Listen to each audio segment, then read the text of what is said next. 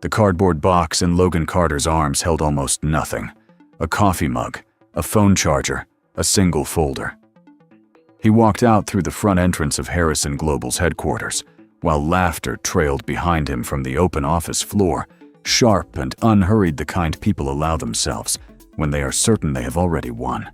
Vanessa Brooks stood near the glass doors, arms crossed, wearing the quiet smile of someone who had just solved a problem. Logan stepped onto the front stairs, reached into his pocket, and pulled out his phone. He made one call. His voice was level, almost casual. "Fire every one of them." Within minutes, the building behind him began to collapse from the inside. Logan Carter had been back in the United States for less than 3 weeks when he walked into Harrison Global's downtown headquarters, carrying nothing but a leather messenger bag and a name that meant nothing to anyone in that building. That was exactly how he wanted it. He had spent the last several years working overseas, supply chain, consulting, operational restructuring, the kind of unglamorous work that required long hours and short expectations. He had learned more from that experience than from any boardroom meeting he had ever sat in. And when his father called to say the time had come, Logan did not ask for the chairman's office. He asked for a desk on the 14th floor and a standard employee badge with no special access. His father, Harrison Carter, had built the company from a regional logistics firm into one of the largest privately held conglomerates in the country over the course of 4 decades. The man was 71 years old, deliberate in everything he did, and had spent the last 2 years preparing for a transition that most people inside the company did not know was already in motion. Harrison had one condition: whoever took the seat after him had to understand the company from the ground up, not from above. Logan agreed without argument. It was the same philosophy that had guided his entire working life. So Logan showed up on a Monday morning in plain, dark trousers, a simple button-down shirt and shoes that were clean but not expensive. He introduced himself to the HR coordinator as a new operations associate on temporary assignment. The coordinator, a quiet man named Greg, handed him a badge, pointed him toward the 14th floor, and went back to his paperwork. Nobody looked twice. That was the point. The 14th floor housed the mid-level operations team project, coordinators, data analysts, compliance officers, and a small cluster of administrative staff who handled internal reporting and vendor communications. It was not the most glamorous floor in the building, but Logan had specifically requested it. The work done there was the connective tissue of the company. If something was wrong with the culture of Harrison Global, it would show up on the 14th floor before it showed up anywhere else. His direct supervisor was Vanessa Brooks. She was somewhere in her mid-40s, efficient in the way people become when they have held a position long enough to know exactly how little effort is required to maintain it. She wore authority like a tailored jacket, fitted deliberate and slightly too tight for anyone else to borrow. On Logan's first day, she looked him over once and said without particular interest that he would be handling data consolidation for the quarterly compliance report. She handed him a stack of documents that were already 3 days overdue and walked away before he could respond. Logan sat down, opened the stack, and got to work. The data was a mess: inconsistent formatting, missing source tags, duplicated entries across departments. It was not difficult to fix, just tedious and time-consuming. He spent most of that first day in silence working through the documents, while the rest of the floor moved around him. He noticed early on that the team functioned in a particular social geography. There was an inner circle, Vanessa at the center, flanked closely by Derek Walsh and Paula Simmons, and then there was everyone else. The distinction was not subtle. Derek was loud, loose, with opinions, and had a talent for saying things that sounded like jokes, but weren't. Paula was quieter, but more precise, the kind of person who watched everything and said only what was necessary to stay aligned with whoever held the most influence in the room. By the end of his first week, Logan had completed 3 assignments that were originally divided among 4 people. He had not announced this. He simply put the finished reports in the shared drive with clean formatting and moved on. 2 days later, He overheard Derek telling Vanessa that the consolidated vendor report, the one Logan had spent 12 hours restructuring, had been praised by the compliance director. Derek took credit for it without hesitation, without even a flicker of discomfort. Vanessa nodded approvingly and CC'd Derek on the follow-up email to senior leadership. Logan's name did not appear anywhere in the chain. He read the email, closed his laptop, and went to get a cup of coffee. He was not surprised. He was paying attention. Over the following 2 weeks, a pattern established itself with very little variation. Any work Logan completed that produced a good result would be claimed by someone else, usually Derek or Paula, sometimes Vanessa herself. Any process that went wrong, a delayed response, a misrouted file, a miscommunication between departments would find its way to Logan's desk as his fault, regardless of whether he had been involved. The floor had a well-worn system for this. Errors needed a name attached to them before they reached Vanessa, and the name attached was almost always a person with the least standing to push back. Logan was that person, and he had chosen to remain that person for now. There were moments that were harder to absorb than others. One afternoon, a compliance analyst named Ruth, a woman in her early 30s, who had been at the company for 6 years, made a formatting error in a regulatory submission. The error was minor and easily corrected, but Vanessa called it out in the middle of the open floor in front of the entire team, her voice carrying enough edge to make sure everyone heard. Ruth sat very still, her face controlled, and said yes. She understood. She would correct it immediately. After Vanessa walked away, Ruth stared at her screen for a long moment without moving. Logan watched that moment and filed it away alongside everything else he had been collecting. What struck him was not the correction itself, but the way Ruth absorbed it, the practiced stillness of someone who had learned that any visible reaction would be used against her. There was also a quieter kind of cruelty that ran beneath the surface. Lunch plans that were made just loudly enough for Logan to hear, then finalized in a way that made clear he was not included. Questions directed at him in meetings that were designed not to gather information, but to expose gaps, phrased carefully publicly, so that any stumble became a data point in the running case against his competence.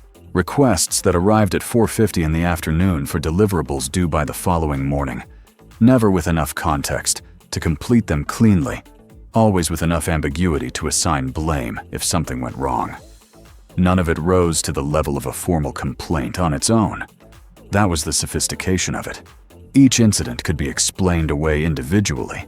Together, they formed something much more deliberate. Logan ran 5 miles most mornings before the sun came up. He had learned to use early hours for thinking, not just exercise. On those runs, he processed what he was seeing without the noise of the office around him. He had gone into this arrangement expecting to find the ordinary friction of corporate life, politics inefficiency, the occasional personality conflict. What he was finding instead was a managed ecosystem. The bullying on the 14th floor was not casual or disorganized. It was institutional. It had a structure, a hierarchy, and a shared understanding among its participants about what was permitted and what was protected.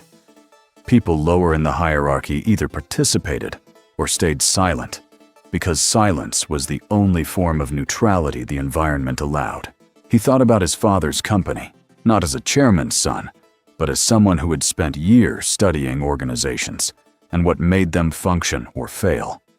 A company could have excellent products, strong financials, and a well-regarded brand, while rotting in the middle floor by floor team, by team one, silenced employee at a time. Harrison Global had been built on a different idea. His father had said more than once that a company's real value was not on the balance sheet, but in whether the people inside it trusted each other. Logan had understood that as a principle for most of his life. He was only now seeing what it looked like when the opposite was true. In his 3rd week, Vanessa assigned him to lead the documentation for a sensitive internal data audit. It was more responsibility than anything he had been given before, and he took it seriously. He built the tracking system from scratch coordinated with 3 separate departments, and had the initial framework ready 2 days ahead of schedule. He shared access with Vanessa and Derek, so the broader team could continue building on it while he completed the final sections. It was a reasonable and professional decision. He would come to understand later exactly how it was used against him. On a Thursday morning, Logan arrived at the office to find Derek and Paula already in Vanessa's glass-walled office. The blinds were drawn, which was unusual. HR Director Sandra Pruitt was also there, seated across from Vanessa, with a folder open in front of her. Logan had barely set down his bag when Sandra stepped out and asked him to come in. Her expression was the practiced neutrality of someone delivering information they did not write. Vanessa stood to the side, arms folded. Derek sat in the corner with the specific stillness of a person who already knows how a scene ends. Sandra told him that a significant volume of restricted client data had been accessed and extracted from the audit system over the past 48 hours. The activity had originated from the access credentials Logan had used to build the tracking framework. There was, she said, a clear audit trail. The company's position was that a serious breach of data security had occurred, and given the evidence, they could not in good conscience continue his employment. Logan asked if he could see the audit trail. Sandra looked at Vanessa. Vanessa said that the documentation was being held by the legal department, pending further review, and that it was not available to him at this time. Logan asked if there was a process for contesting the decision. Sandra said that, given the nature of the incident, the termination was immediate and final. She slid a single-page document across the desk and asked him to sign it, acknowledging receipt of the termination notice. Logan looked at the document for a moment, then signed it. He asked for a copy, which Sandra provided. He thanked her. He did not raise his voice. He did not look at Vanessa or Derek.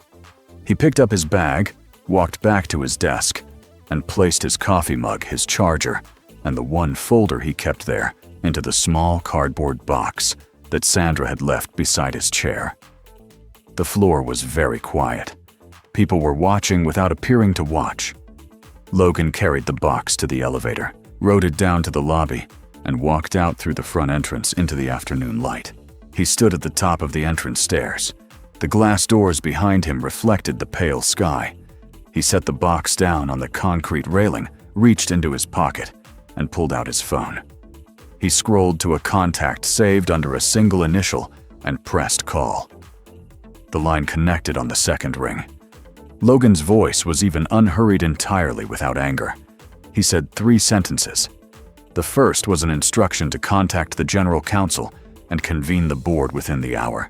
The second was a request to have the full digital record of the 14th floor, every email, every access log, every performance review for the past 4 years, placed under immediate legal hold. The third sentence was the one that would echo through every corridor of that building before the day was over. Fire every one of them. He ended the call, picked up his box, and walked toward the parking structure. Behind him, through the glass doors, the lobby was already beginning to change. The call lasted 4 minutes and 30 seconds. Logan sat in his car in the parking structure beneath Harrison Global, with the engine off and the cardboard box on the passenger seat. The general counsel, Martin Cole, had picked up before the second ring, which told Logan that his father had already been in contact. Martin was measured and professional, but there was an urgency in his voice that he did not fully conceal. Logan told him what he needed: the legal hold on all digital records going back 4 years the board convened within the hour, and a complete blackout on his identity until he gave the signal. Martin said he understood. Logan ended the call and sat in the quiet of the concrete structure for a moment, looking at nothing in particular. He was not angry. That surprised some people when they heard the story later, but it would not have surprised anyone who knew him well. Anger required surprise, and Logan had not been surprised by anything that happened on the 14th floor. He had been watching it build for 3 weeks. What he felt sitting in that car was something closer to clarity, the kind that arrives when a problem you have been studying finally reveals its full shape, and you understand exactly what it requires. He drove home, changed his shirt, and was back in the building 40 minutes later. This time, he did not enter through the front lobby. He took the executive elevator from the private parking level, used the access code his father had given him on his first day back in the country, and rode it directly to the 32nd floor, where the boardroom and the executive offices occupied the entire western face of the building. The view from up there looked out over the city in a way that the 14th floor never did. Logan had always thought that was part of the problem with how most companies were structured. The people at the top spent too much time looking outward and not enough time looking down at what was happening inside. Harrison Carter was already in the boardroom when Logan arrived.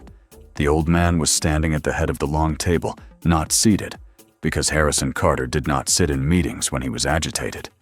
He was dressed as always in a dark suit with no tie, his white hair trimmed close, his posture carrying the particular straightness of someone who had never entirely stopped being military in his bearing, even decades after the fact. He looked at his son when Logan walked in, and something in the set of his expression shifted, not quite relief, but something adjacent to it. Martin Cole was already there with 2 members of the legal team. 2 board members had dialed in remotely and appeared on the screen at the far end of the room. Sandra Pruitt, the HR director, who had delivered Logan's termination notice just hours earlier, had also been summoned. She sat at the far end of the table with the careful composure of someone who understood that her position in this room had changed significantly since that morning. Harrison did not open the meeting with pleasantries. He confirmed the legal hold was in place, that IT security had already been pulled in to run a parallel audit of the data access logs, and that nobody on the 14th floor had been informed of any change. The building continued to function exactly as it had 2 hours ago. The 14th floor believed they had won. Logan stood at the table and walked through the last 3 weeks without notes. He described the pattern of work misappropriation, the deliberate assignment of blame, the fabricated data breach. He told them about Ruth, about the 450 deadlines, about the email chain where Derek took credit for 12 hours of Logan's work. Sandra listened to this without expression, but Logan saw her hand tighten slightly on the folder in front of her. She had been given a document that morning and asked to deliver it without being allowed to examine the underlying evidence. That much was apparent. Martin's team had already begun pulling the access logs. Within the first 30 minutes of examination, the trail was clear. The data extraction flagged as Logan's had been initiated through his credentials, but the originating device did not match any machine he had ever logged in from. The IP address resolved to a workstation registered to Derek Walsh. Someone had obtained Logan's credentials and used them from Derek's terminal. It was not a sophisticated operation. It was the kind of thing that worked because the people doing it had never been seriously examined before. Martin set the preliminary findings on the table and said simply that the framing was unambiguous. The legal team would need another few hours to compile the complete picture, but what they already had was sufficient to act. Harrison looked at Logan and asked him how he wanted to proceed. Logan said he wanted to proceed with the all-hands meeting as planned, and he wanted the evidence presented without any announcement of his identity beforehand. His father nodded once. Sandra was instructed to prepare the company-wide meeting notice and to say nothing beyond what the notice contained. The all-hands meeting was called for 4 o'clock. The notice went out company-wide through the internal communications system, all staff, all floors, mandatory attendance in the main atrium. The message was brief. The founding chairman had an announcement regarding the company's future leadership. Nothing more. In the 2 hours between the notice and the meeting, the building hummed with speculation. On the 14th floor, Vanessa held court near the window bank, speaking in the low, confident register of someone who considered themselves adjacent to important information. She mentioned twice that transitions like this were usually opportunities for people who had demonstrated real value to the organization. Derek laughed at something she said. Paula refreshed her email. None of them connected the meeting to the termination they had executed that morning, and none of them noticed that Sandra Pruitt had not returned to the floor after her morning meeting. The atrium on the ground floor of Harrison Global was designed for exactly this kind of gathering: high ceilings, a raised platform at the north end, enough floor space to hold the entire company standing. By 3:50, the room was full. Logan stood in a side corridor off the platform, with Martin Cole watching the crowd through a narrow gap in the partition. He could see Vanessa near the center of the room, positioned with the easy confidence of someone who expected to hear good news. Derek stood beside her. Paula was a few feet back, arms crossed, watching the stage. Harrison Carter walked onto the platform at 4 o'clock with the unhurried authority of a man who had been doing this for 40 years. The room settled immediately. He spoke without a microphone for the first sentence, and then someone adjusted the sound system, and his voice filled the space. He thanked the company for its work over the decades. He said that building Harrison Global had been the defining project of his life, and that handing it to the right person was the most important decision he had left to make. He said he had spent a long time thinking about what kind of leader this company needed, not just someone who understood the financials or the strategy, but someone who understood what it actually meant to work here at every level, in every condition. He said the next chairman of Harrison Global had been inside this building for the past 3 weeks. He asked his son to come forward. Logan walked onto the platform. He wore the same clothes he had been fired in that morning, the plain dark trousers, the simple button-down, the clean but unremarkable shoes. He carried nothing. He stood beside his father and looked out at the atrium, and the silence that came over the room was total. It was the specific silence of several hundred people processing something that did not fit any category they had prepared for. Vanessa's face from the distance of the platform went through several changes in rapid succession: recognition first, then calculation, then something that had no clean name. Logan watched it happen and felt nothing reactive. He had not come up here to enjoy this moment. He had come up here to begin the work. He did not deliver a speech. He introduced himself, his name, his background. In brief, his father's intention, and the fact that he had requested to begin his time at Harrison Global as an ordinary employee. He said that decision had been the most instructive 3 weeks of his professional life. He said he had learned a great deal about the company, and that some of what he had learned required immediate attention. He thanked his father, stepped to the side, and asked Martin Cole to take the floor. Martin was precise and unhurried, in the way that lawyers become when they are presenting findings they are fully confident in. He explained that in connection with a personnel matter that had occurred earlier in the day, the legal department had initiated a review of records from the 14th floor operations team. He said the review had uncovered evidence of a fabricated data breach used to terminate an employee without cause, and that further examination of the records was already revealing a broader pattern of conduct that the company took very seriously. He said the review would be completed within 24 hours, and that all relevant personnel had been placed on administrative suspension, effective immediately pending outcome. He named no one from the platform. The notification to those individuals would be delivered directly. The atrium did not erupt. It went very still in the way that spaces do when the thing being said is significant enough that people stop performing their reactions and simply absorb it. Logan stood on the platform and looked out at the room and thought about Ruth sitting at her desk with a controlled face absorbing a public humiliation that had nothing to do with her competence. He thought about the other people on that floor who had been enduring this for years, watching, staying quiet, calculating what it would cost them to speak. He thought about what it meant that not one of them had felt safe enough to file a complaint that went anywhere. That was not a coincidence. That was by design. After the meeting ended and the atrium began to empty, Logan remained on the platform for a moment while the room cleared. One of the legal team members handed him a preliminary summary of the records already reviewed. He read through it, standing there, with the noise of the departing crowd still moving around him.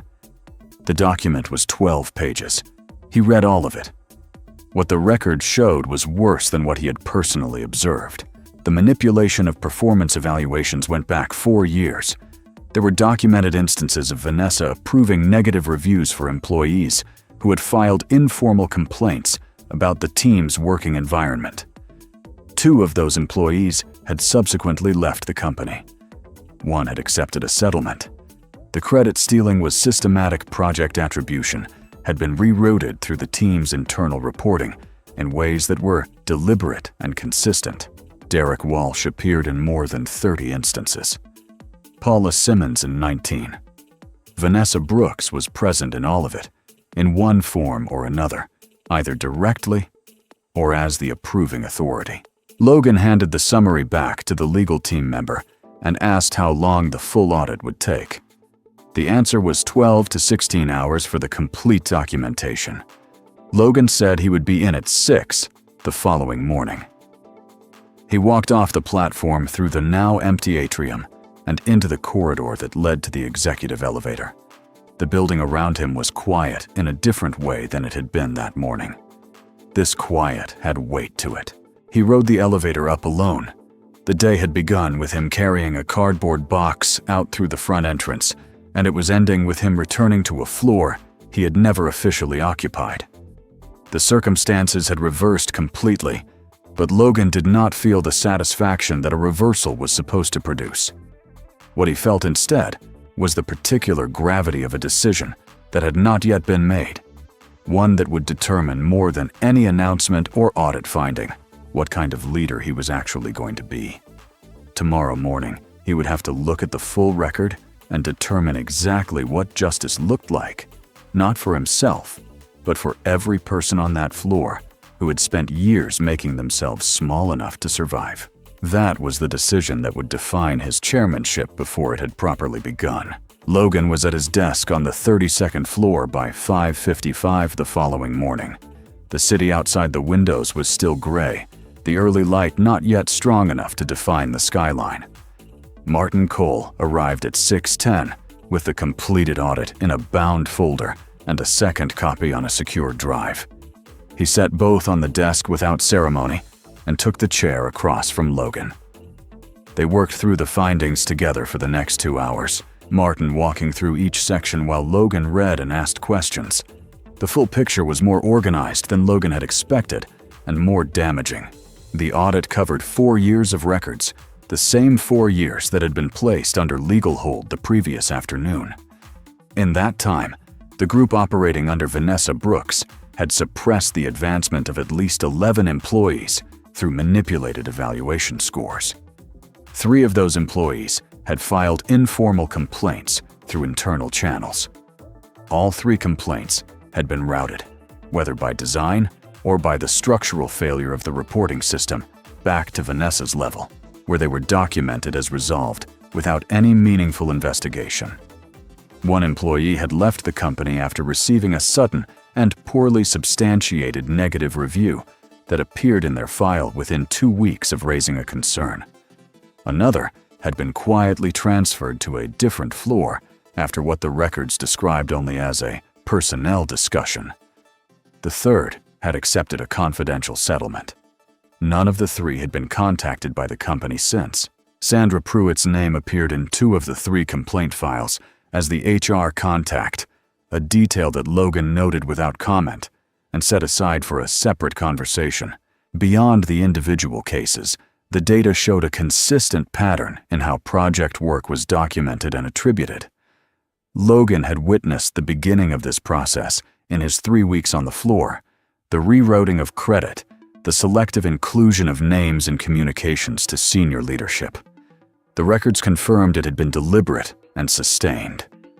Derek Walsh's name appeared in favorable project summaries at a rate that bore no relationship to his documented contributions. Paula Simmons had served in effect as the administrative mechanism of the scheme, managing the internal paperwork in ways that made the misattribution difficult to trace without the kind of systematic review that had never previously been conducted. Vanessa sat above all of it, approving, authorizing, occasionally directing. Her fingerprints were not always on the surface, but they were in the structure. Logan closed the folder and looked at the window for a moment. Then he asked Martin what the legal exposure looked like if the company chose not to act decisively. Martin said it was significant, and growing the settled employee alone represented a liability that could be reopened if it became known that the company had evidence of systemic misconduct and elected to manage it quietly. The two employees who had left after filing complaints were potentially in the same category. Logan said that was not the direction he was considering. Martin said he understood. The decision Logan had been turning over since the previous evening was not whether to act. That was already settled. The question was scope. Firing Vanessa, Derek, and Paula was straightforward. The evidence against them was specific and documented. But the audit had also identified 4 other members of the team who had participated in the pattern at varying levels of involvement. Some actively, some through deliberate silence that had protected the scheme rather than disrupted it. Logan had read each of their files individually the night before, sitting at his desk well past midnight, with the preliminary summary spread across the table. 2 of those 4 had themselves been targets of Vanessa's team in earlier years, before apparently finding it easier to align with the structure than to resist it. That history did not absolve them, but it complicated the question of what accountability looked like when the environment itself had been designed to make integrity costly. He also considered Sandra Pruitt carefully. Her role in the complaint filings was a matter of record. Whether she had actively suppressed those complaints or had simply failed to escalate them was a distinction the audit could document, but not fully resolve. Logan decided that Sandra would remain in her position under a formal review process, with the understanding that the outcome of that review would determine her future at the company. It was a harder line to draw than the others, but it was the right one. Acting on incomplete evidence in either direction would set the wrong precedent for how decisions were made under his leadership. He spent another hour with the files before calling Martin back in. He told Martin that the terminations would cover Vanessa Brooks, Derek Walsh, Paula Simmons, and the 4 additional team members whose participation was documented in the audit. He said the language of the termination notices would be specific. Each person would receive documentation identifying the precise conduct that led to the decision, not a generic separation notice. He said the 2 former employees who had filed complaints and left the company would be contacted directly by the legal team within the week, and that the company would make them whole. The employee who had accepted a settlement would be contacted as well. Logan said he wanted that process handled with care, not speed.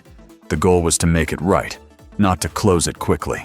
Martin made notes and did not ask unnecessary questions. Before he left, he confirmed that the administrative suspension notices had been delivered to all 7 individuals the previous evening. Logan nodded and said he wanted the formal terminations processed by end of business that day. By 9 o'clock, the building had begun to fill. Logan rode the elevator down to the 14th floor for the first time since his termination the morning before. He had not announced the visit. He walked off the elevator and stood for a moment in the open area near the entrance to the floor, looking at the space, the rows of desks, the glass-walled offices along the far wall, the window bank, where Vanessa had stood the day before, speaking in the low, confident register of someone who believed the future was organized in her favor. The desks belonging to Vanessa, Derek, and Paula were empty and would remain so. The rest of the floor was at half capacity. People had arrived, but were not working, not really. They were waiting. Logan walked to the center of the floor and asked if everyone could gather. It took less than a minute. The remaining members of the team arranged themselves in a loose semicircle, some standing, some pulling chairs, all of them watching him with the careful attention of people who had learned that expressions were not free. Logan did not stand behind anything, no podium, no desk. He stood in the open space of the floor and spoke at a normal volume, which was enough for everyone to hear. He said he wanted to be direct about what had happened and what was going to happen. He told them that the audit was complete, that the termination decisions had been made, and that those decisions were final. He said he was not there to explain himself or to seek their approval. He was there because the people in this room had worked in a particular environment for years, and some of them had been harmed by it, and he thought they deserved to hear from him directly rather than through a company memo. He said the evaluation system that had been in place on this floor was being suspended immediately, and that every performance record from the past 4 years would be reviewed by an independent HR team before any of it was used for any purpose going forward. He said that if anyone in the room had concerns, documented experiences, or information they had been holding on to, there would be a formal reporting channel open within the week 1 that would not route back through any manager. It would go directly to the legal department and to him. He asked if anyone had questions. The room was quiet for a moment. Then Ruth, the analyst, who had been publicly corrected at her desk in front of the entire team, raised her hand. She asked whether the review of performance records would affect decisions that had already been made, promotions that had been denied, roles that people had been passed over for. Logan said yes. He said the review was specifically designed to identify and correct those outcomes where the record showed the evaluation had been influenced by the conduct under investigation. Ruth nodded and lowered her hand. She did not say anything else, but something in the set of her expression changed, not dramatically, just a slight release of something that had been held carefully in place for a long time. Logan noticed it. He did not comment on it, but he noticed it. A man near the back of the group, one of the project coordinators, who had been on the floor for nearly 3 years, raised his hand next and asked whether people who had stayed silent would be penalized. It was a fair question, and Logan answered it directly. He said the review was focused on documented participation in the misconduct, not on silence. He said he understood that staying silent in that environment had not been a neutral choice. It had been a survival choice, and that he was not interested in punishing people for calculating what it would cost them to speak when the system gave them no safe way to do so. What he was interested in was making sure that calculation never had to happen again. The coordinator nodded and lowered his hand. A few people around him visibly exhaled. Logan spent the rest of that morning moving through the building, floor by floor. He had not scheduled the visits in advance. He showed up, asked people to gather, and had the same conversation he had on the 14th floor. What had happened, what was being done, what would be different, and what they could expect from him. Some floors were more guarded than others. Some people asked questions. Most listened. A few looked at him with the specific skepticism of people who had heard promises from leadership before and were not yet prepared to adjust their expectations. Logan did not ask them to trust him. He told them what he was doing, and he left it at that. In the afternoon, Vanessa called the main legal line and asked to speak with Logan directly. Martin relayed the message and asked Logan how he wanted to handle it. Logan said to put her through.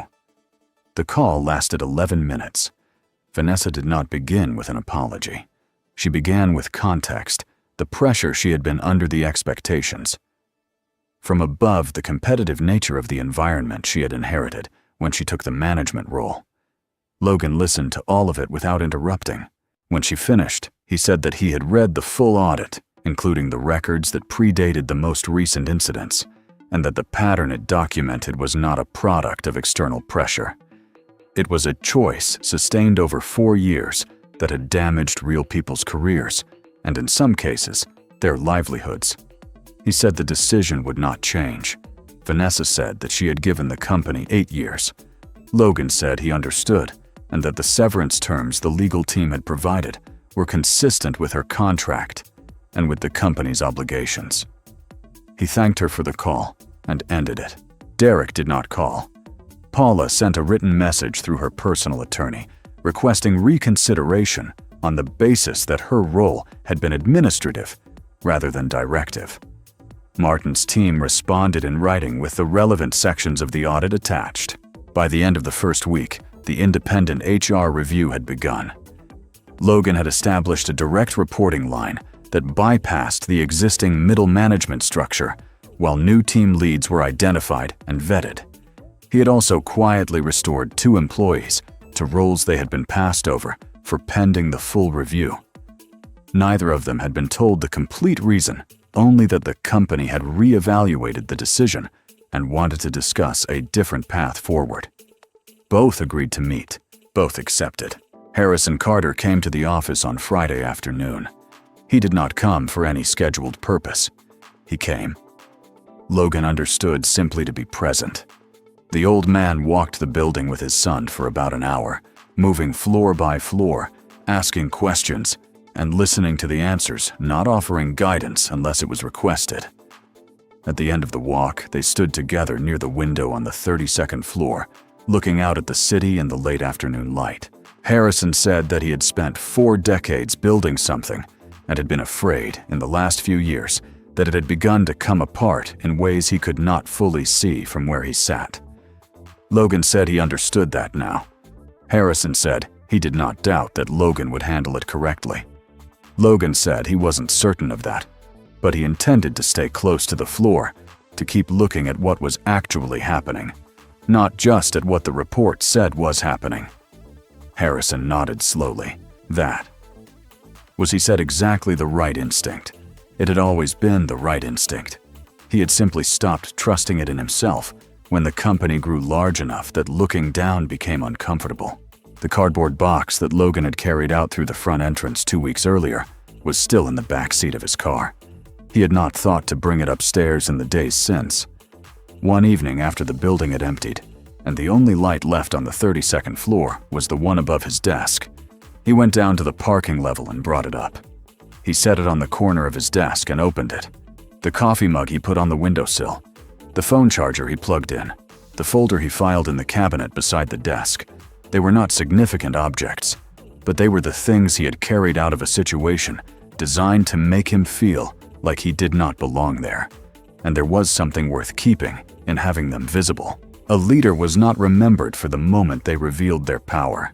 They were remembered for what they chose to do with it, who they protected, who they made whole, and what kind of place they left behind for the people who would still be there long after the names on the termination notices had faded from memory.